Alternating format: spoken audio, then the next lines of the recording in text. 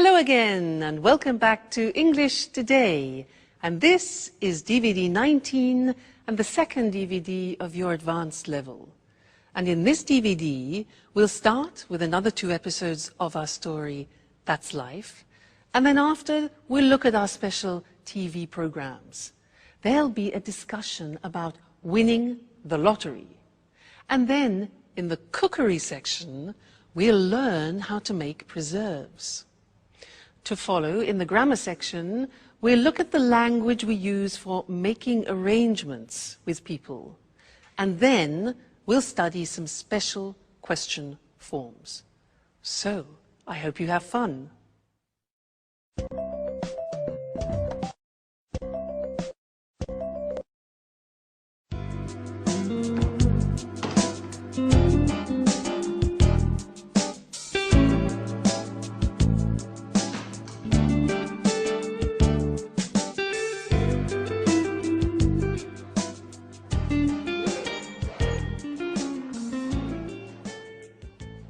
Here we are, home sweet home.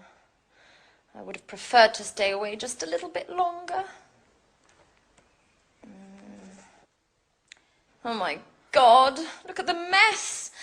Look at this place, and look at the dust. Oh, I don't even know where I'm going to begin. Oh, calm down, Anne. One thing at a time. Let's just have a look at the post to start with. Electricity bill, heating bill, telephone bill. I can't believe there are only bills to pay. I'll open them later. Coming home from holidays, stressful enough as it is.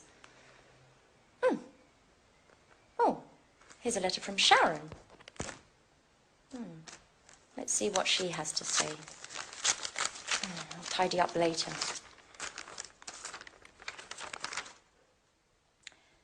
Dear Anne, I would have preferred to say goodbye in person, but you had already left for your trip to Italy. Speaking of which, did you enjoy yourself? Unfortunately, things between me and Jack just haven't worked out. Maybe we rushed everything. Maybe memories with Peter were still too fresh. I don't know. Anyway, living together just became impossible. After thinking about things long and hard, I decided to accept my boss's offer to transfer to Amsterdam, to take charge of the new museum opening. It's a great city. In any case, I need time to get my life in order and, well, I hope everything's fine with you. Don't move. Oh, don't hurt me. There, you'll find all my money there. Just take it and leave. Relax, please. Anne. It's me, Jack. Oh, Jack. Jack. Are you crazy? You scared me half to death. And how did you get in here? Well, I might be living next door, but I still have these. So I can surprise you from time to time. Jack, you'll never change. I was reading a letter from Sharon explaining why she left. If you don't mind, Anne, I'd rather not talk about that. What about you and your Mr. Perfection, Nick?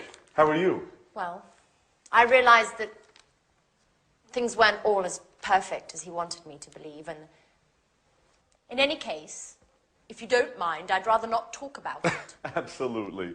Let bygones be bygones. What about a drink to celebrate your homecoming? No, Jack. I've just arrived and I need to unpack and just take a look at the place. It's a disaster area. No, the first thing I want to do is get things tidied up. Where did you get this? Isn't it marvelous? My grandmother gave it to me. It's fantastic. Well, if you want to get tidied up, you'd better start right away. It'll take you a month to clean this. I know.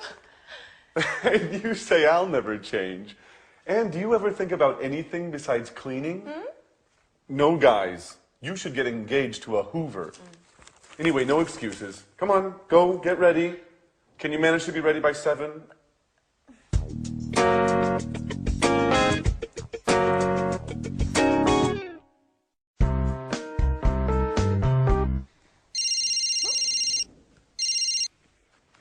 Hello? Alice! Hi! Yes, and I'm here with Jack now. He says hello. Yeah, she says hello. I'm so happy. You know, Jack insisted on cleaning the whole house straight away. Hmm? What? What telegram? No, I haven't received anything. What? But tonight? Alice? Yeah. Wait, no, yes, Alice, but you should have given me some advance notice. Okay. Yes, fine. I'll see you at the airport at 9. What do you mean at the airport? What did Alice have to say? She's arriving tonight at 9 o'clock. For good. And she's bringing a surprise. Wow. Well, that is good news. What, together again? All for one for all? Isn't that great, Anne? Yep. Fantastic. What's the matter? Why the sad face? Nothing. Well, but it's just that I was just thinking about the poor house. I don't even want to start to imagine what a mess I'm going to have in here with you two. Oh!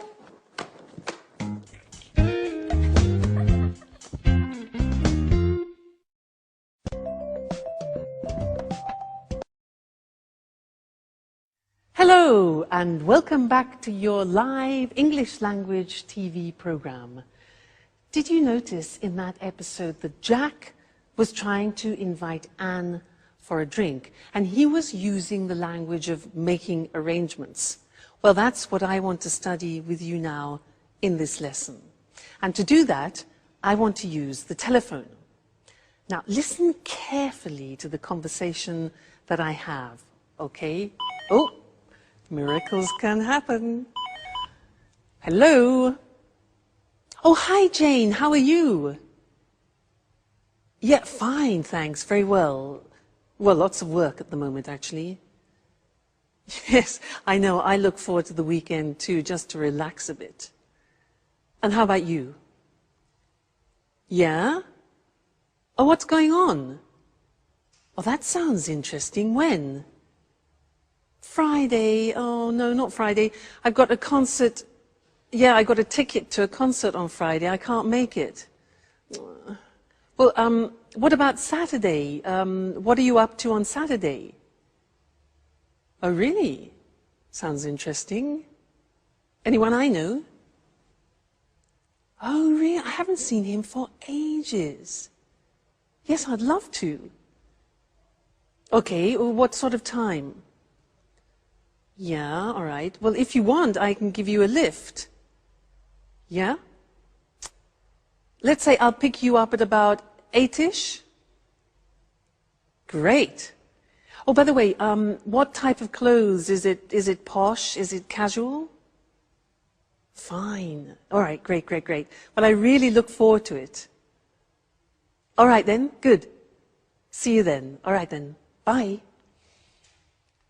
Now, did you notice that was a nice invitation, that? I was using certain phrases which are very common in English when we are making arrangements. And that's what I'd like to look with you now on the screen. All right, making arrangements. So, first, suggesting an appointment. Now, there are various things we can say in English to suggest an appointment. For example, what are you up to on Friday? Now that's unusual. The verb is to be up to. What are you up to on Friday? So that's a colloquial expression, and it means just simply, what are you doing? What are you up to on Friday? Other expressions, this you already know, we've learnt it. How about, or what about going to the cinema? Remember those? So they are informal. Another possibility is, could you manage a meeting on Friday? This is a bit more formal. Manage means organize. It's a word we use very often. Okay? Could you manage a meeting on Friday? Another possibility is, do you think we could meet up? Do you think we could meet up, which means get together? And also, I wonder if we could go. For example, I wonder if we could go to a show together. I wonder. So, wonder is a word which we use, and it's talking about thinking something over. All right? So, those are different ways of suggesting an appointment. Now, usually, when somebody suggests an appointment, you have to look in your diary. Now, remember, we say diary in English, we don't say an agenda.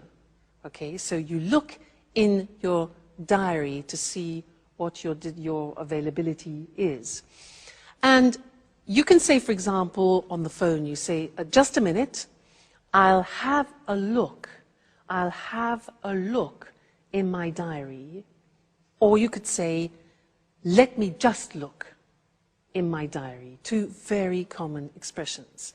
Now remember, alternative words for diary are an organizer or a day planner. These are words which are often used. Day planner and organizer. All right?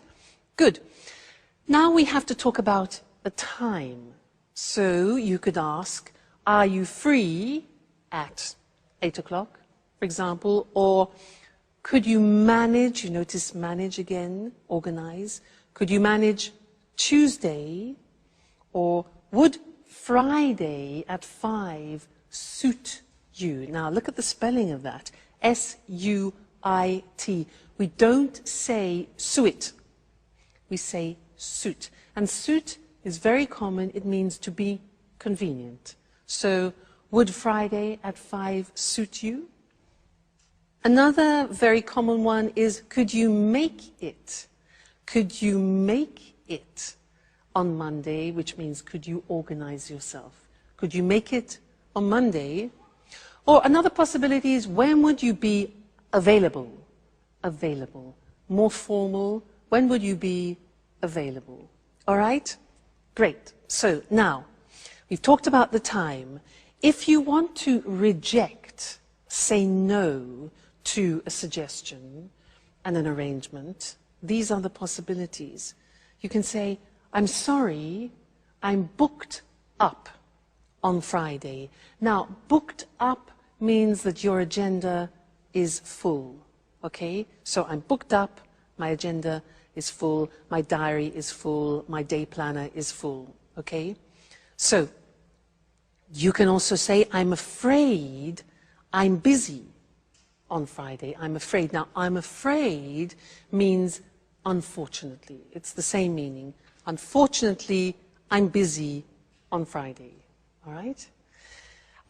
Or unfortunately, I can't make it, which is what we've used before.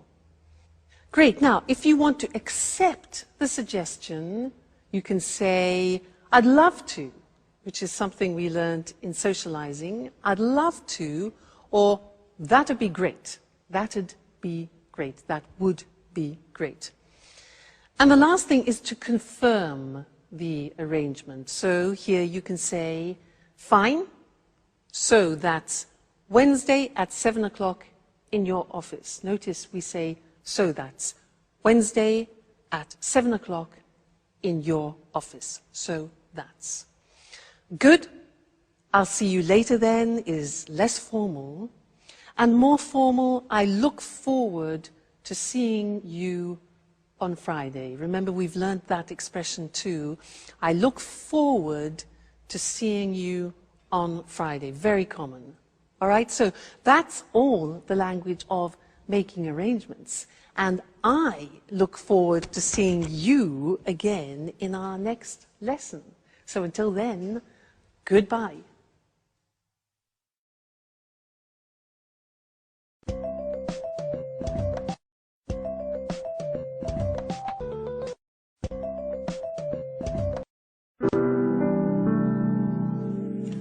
I just don't understand, Alice. Why did you leave the job you were doing with your father? Had you started arguing again? No, well, Not exactly. You know, working with my father is very difficult. We just have a completely different artistic view of things. And you know how I am. After a bit, I just get bored of doing the same things. I need new horizons. Well, what's wrong with working on a set? Wasn't it satisfying enough? Sure, of course. You know, in the long run, even the most satisfying things can get boring. And, of course, I met Edward. By the way, Edward is a Scorpio. Ooh, that's really interesting. Have you noticed what a magnetic look he has about him? Well, it's kind of hard to see his eyes from behind that camera. I wonder if he ever puts it down. Does he take it to bed with him? Stop! No, no. It's not going to work like that. You guys aren't acting naturally at all. You're too stiff. You look like statues. What we need here is expression, involvement, passion. Come on, let's do another take of that last scene. Which scene makes us look stiff? We're simply talking here, Edward. That's what I mean. Do it well. Let your inner self flow. Express your fears, your hidden desires. You, and yes, you are in love with Jack, aren't you? Don't be afraid. Show your true feelings. Show him what you are capable of. Well, besides the fact that I'm not in love with Jack anymore. Well, who told you, anyway? Okay, let's take 5. Maybe it's better if I leave you alone. Excuse me, Alice. Could you tell me where I can watch this material in peace and quiet? Go on into my room, Edward. I'll be with you in a minute.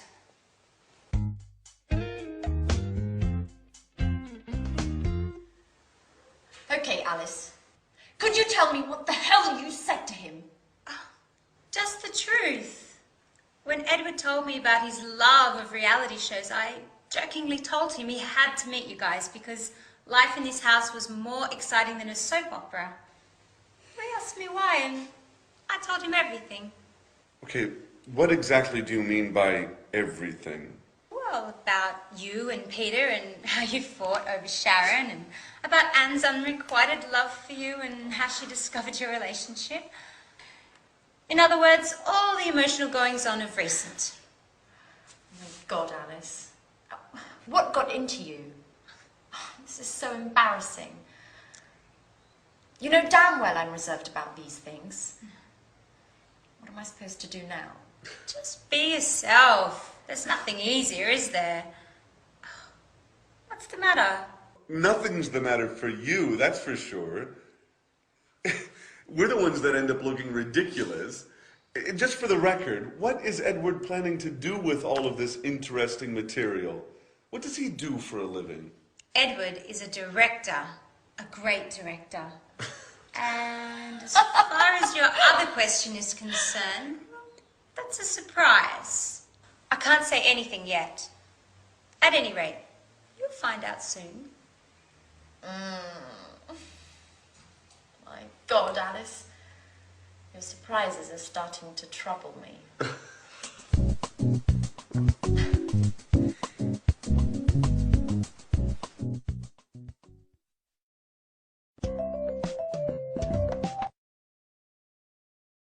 We like surprises, don't we? Now, questions. In this lesson, I want to do some revision of questions, and I want to do a quiz with you. And I want to ask you some special questions, those unusual questions in English. And I want you to try and find the correct answer by understanding the real meaning of the question. Let me give you an example. If I ask you, what's he like? What's he like? What answer would you give me? What's he like?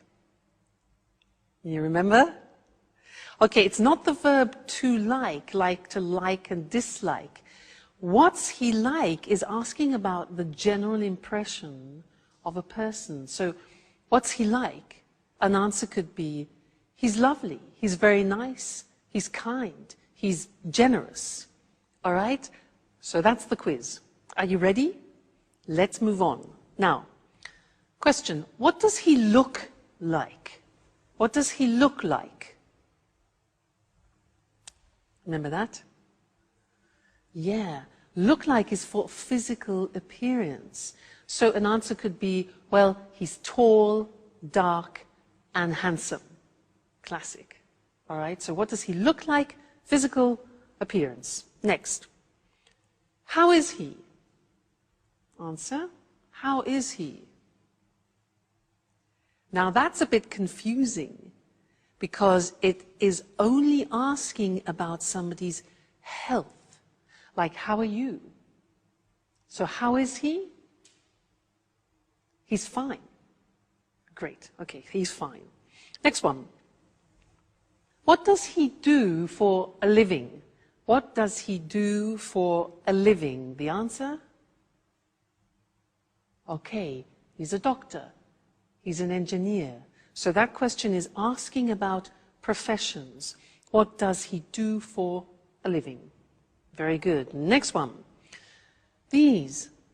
What's the matter? What's wrong? What's up? Okay. There are many, many possibilities because the question means what's the problem? So what's the matter? What's wrong? What's up? You can say, I can't find my phone. All right? Good. Next one. This one, not so easy. Try and answer this. What's it about? What's it about? Yeah, okay, now we're asking about the content. It could be a book, it could be a film, for example. What's it about? An answer could be, well, it's a love story, it's about two people who fall in love, and then blah, blah, blah, blah. All right, so what's it about? Content. Next one. Which way do we go? Answer. Which way do we go? Yeah, good. It's for giving directions. So you can say, well, you go right, then you turn left, and then you carry straight on.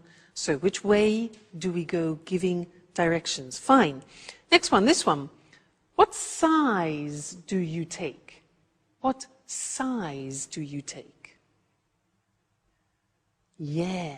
Now, we're talking about clothes. We're talking about shoes, for example. We don't say what number do you take, but what size? So you could say, for example, I take size 12 or I take size 42. All right, so what size do you take? Great. Next one. How long does it take? How long does it take, or how long is it going to last? 1 hour? 15 minutes? All right, so how long does it take? How long is it going to last? Is for a length of an activity. How long does it last? Strange that, yeah? Next one. This is difficult. Do you know this? If I say to you, well, what do you reckon? What do you reckon? Huh. Do you know that? It's very, very, very familiar language. Reckon is the same in English as what do you think? What do you reckon? What do you think? Good. Next one. What's it made of? What's it made of? If I show you this. What's it made of? Plastic. Right. So what's it made of is for the substance. Wood, plastic, paper, etc. All right? Okay. This one here. How do you want your steak done? How do you want your steak done? 3 possibilities in the answer. Okay, you can say well done, medium, or rare. I want my steak rare, R-A-R-E, which is like bloody. All right? And the last one, do you know this? What am I supposed to do? What am I supposed to do? Yeah, exactly. You're supposed to go to bed now. Now, this is asking for advice. It's like saying, what should I do? It's exactly the same meaning. Great. Now, you're very good, you see. With every lesson, you learn more and more, and we're really making progress. So, keep practicing, and I'll see you again in the next lesson. So, take care. Bye.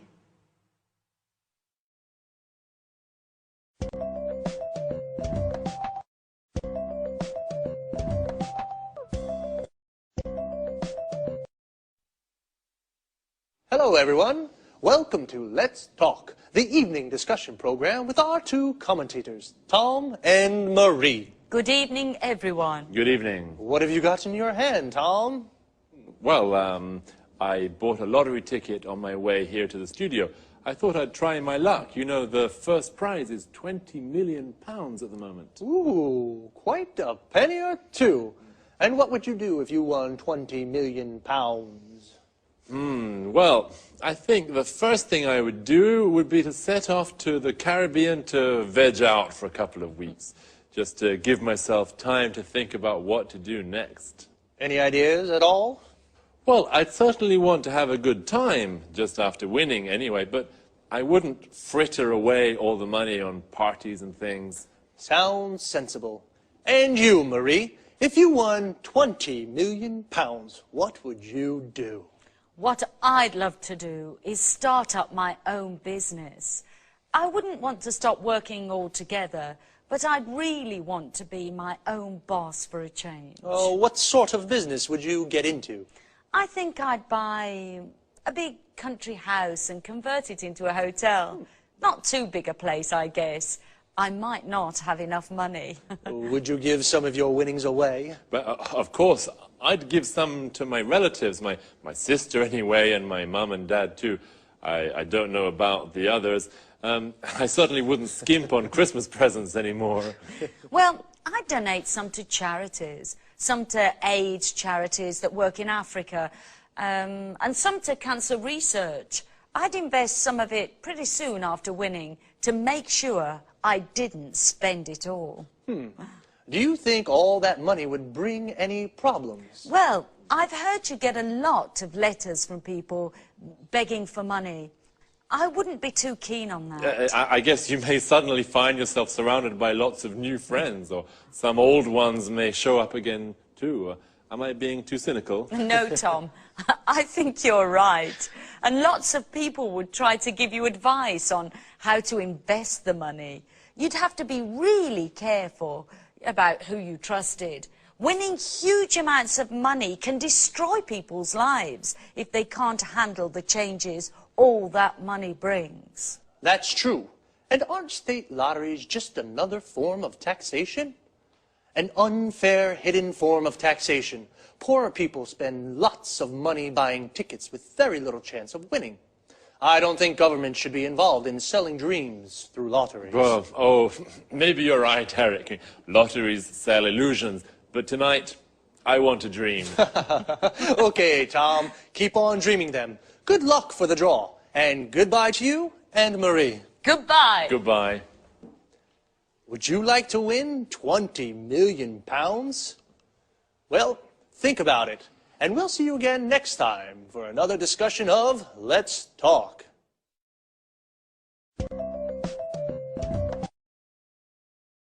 Well, what would you do with £20 million? Would you set off for the Caribbean, like Tom? We say set off for a destination. This means to start a journey. He would veg out for a few weeks to think. To veg out means to relax completely. It's an informal expression. It would be a shame to fritter away the money. To fritter away means to waste. If you fritter away money, you spend it on useless things. Would you keep on working? To keep on doing something means to continue doing something. So, keep on working means continue working. Or would you stop working altogether? If you stop doing something altogether, it means you stop completely. I would start up my own business like Marie. To start up means to create. To start up a business means you create a new business. I'd like to be my own boss. This means work for myself. Are you your own boss, or do you work for someone? Would you like to start up a business? What would you get into? To get into something means become involved in something. I'd probably start up a record shop. I'd like to get into the music business. I'd probably donate some money to charity. Donate to charity means give to charity. Would you donate any of your winnings? Your winnings is the money you win. I guess, though, unexpected people may show up if you suddenly won so much money. To show up means to arrive. And as Marie said, lots of people may start begging for money. When you beg for something, you ask for it desperately. Perhaps I'll try my luck and buy a ticket too. See you next week, or if you don't see me, then it means I've won. Bye.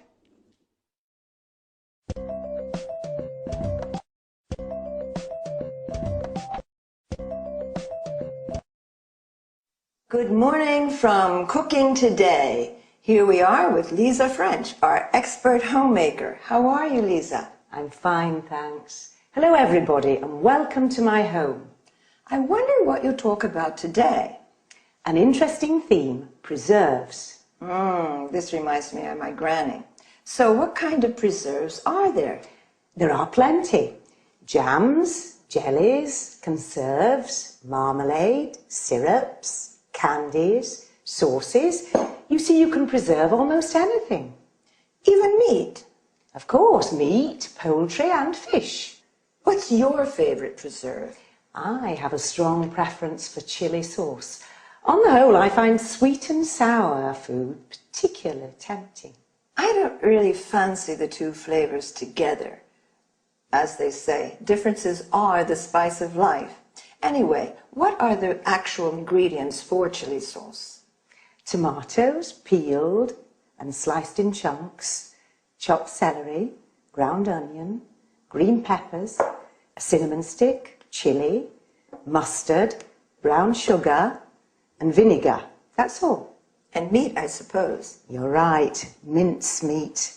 I adore chili. I'm curious about vegetable canning. What's the right procedure? That's easy. Once you grasp the basic rules, it's quite simple. All you have to do is heat the food in sealed jars. So simple.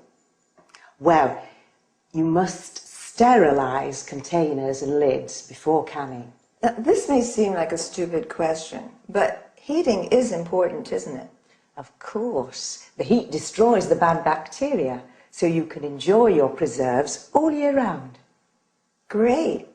And now, what about canned tomatoes? They used to be popular in summer when I was young. Yes, for this preparation, dip tomatoes in boiling water first. Why? To loosen skin. Dip quickly in cold water, then peel them. And once peeled, what else? Cut out stem ends and quarter them. And you boil them again, don't you? Right. First you add salt and basil. Then pack tomatoes into hot jars. Don't forget to close the lids well. Fantastic. And now, how do you make, let's see, jellies? Oh, I have a pretty good mint jelly recipe. You combine water, vinegar, mint and sugar in a large saucepan and bring to a boil. Then add fruit pectin. How long should it cook? Heat to a full rolling boil and boil hard for 1 minute. Then what? Just remove the leaves and pour into hot jars. Then seal with paraffin. It's easy. This sounds much easier than I thought. I'll try it. Thank you, Lisa, for your fantastic tips on preserves. And I'm looking forward to seeing you next week. Thank you. You're always welcome in my home.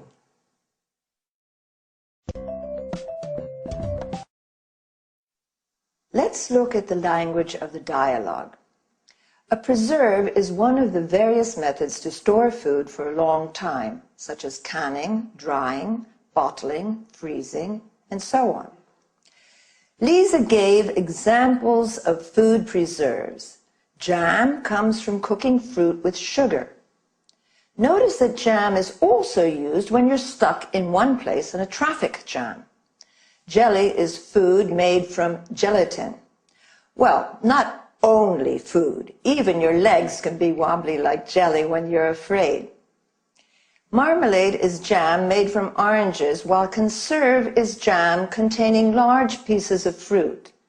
Syrup is made from fruit pulp, sugar, and water. And candy is fruit cut into small pieces and boiled with sugar and dried. In the US, candy means sweets in general. And finally, a sauce is made from fruit or vegetables boiled into a thick liquid. The adjective saucy is used to mean also impertinent person. When you make preserves, make sure you have sterilized jars and check if the lids are well sealed. Canning is also used to mean the same technique, but a can is made of metal. Lisa said that sweet and sour is her favorite flavor. This is typical of Chinese cooking, where dishes can be sweet and sharp due to the addition of vinegar. Then, talking about food preparation, Lisa used chop, which means to cut into small pieces or chunks. Slice, that is, cutting into flat pieces.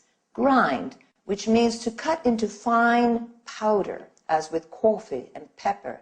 And quarter, cutting into quarters, for example, an apple or a tomato. Then, regarding boiling, we say bring to a boil, or to a full rolling boil, or boil hard. I finished for today. Look after yourselves. Bye.